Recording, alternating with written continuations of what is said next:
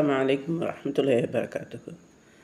நம்ம இன்றைக்கி வரிசையில் நிற்கிறது, அந்த நெருக்கி அந்த முதல் வரிசையில் நிற்கிறதுக்குள்ள உள்ள நன்மைகளை பற்றி நம்ம பார்க்கலாம்.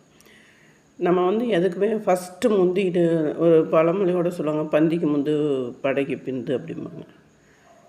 ஒரு நம்ம தொழுகைக்கே நம்ம ஃபஸ்ட்டு வரிசையில் நிற்கிறதுல ரொம்ப அளவு கடந்த நன்மை இருக்குது. நபி ஸல்லல்லாஹு அலைஹி வஸல்லம் சொல்லியிருக்காங்க, நீங்கள் தொழுகைக்கு மலக்குகள் மாதிரி நீங்கள் நில்லுங்க அப்படின்னு சொல்லியிருக்காங்க.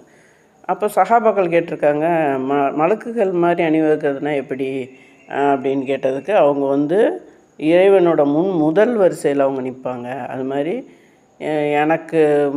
என்னோட நிற்கிறவங்களுக்கு முதல் வரிசையில் நிற்கிறவங்களுக்கு அந்தஸ்து கூட. அது மாதிரி கடைசி வரிசையில் நிற்கிறவங்க எல்லா இடத்துலையும் பிந்தி விட்டாங்க அப்படின்னு நபி ஸல்லல்லாஹு அலைஹி வஸல்லம் சொல்லியிருக்காங்க.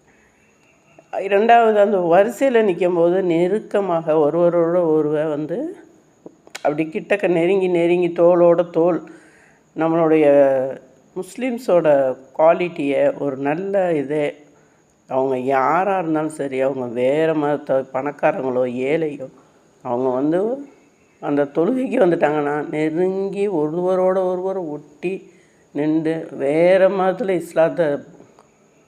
மதத்துலேருந்து இஸ்லாத்துக்கு வந்தவங்களாக இருந்தாலும், புதிதாக இஸ்லாத்தை தழுவியவர்களாக இருந்தாலும், அவங்க என்னவாக இருந்தாலும் அவங்க அந்த தொழுகையில் ஒருவரோட ஒருவர் தோளோட தோளை நெருக்கி நிற்கணும். இடைவெளி விட்டிங்கன்னா அது சைத்தானுக்கு இடமாயிரும் அப்படின்னு நபி ஸல்லல்லாஹு அலைஹி வஸல்லம் சொல்லியிருக்காங்க.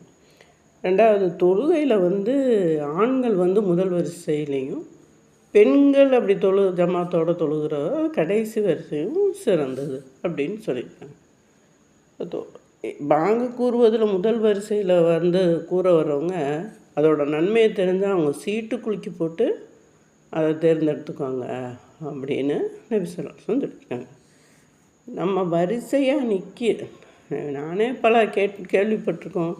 இந்த மாற்று மதத்துக்காரங்க ஒரு சிலர் கூட சொல்லுவாங்க, எங்கேயாவது ஒரு இடத்துல பார்த்தா ஜமாத்தான் நின்று நீங்கள் தொழுகிற முறை ரொம்ப அழகாக இருக்குது, நீங்கள் வரிசையாகவும் அப்படியே ஒரு லைனை கீப்பப் பண்ணி ஒரு ஆர்டராகவும் எல்லாருமே ஒருத்தவங்களோட இதாக நின்று அழகாக ஒரே மாதிரி செய்கிறீங்க அப்படிங்கிறத நிறையா பேர் மூலியமாக இதை வேறு இவங்க கூட நம்மள்கிட்ட சொல்லி இதை ஒரு சிலாகிக்கிறாங்க, ஒரு பெருமையாக சொல்கிறாங்க. அப்போ அதில் எவ்வளோ ஒரு நல்லதும் சக்தியும் அதில் ஒரு இதுவும் இருக்குது, நன்மையும் இருக்குங்கிறத நம்ம புரிஞ்சுக்கணும்.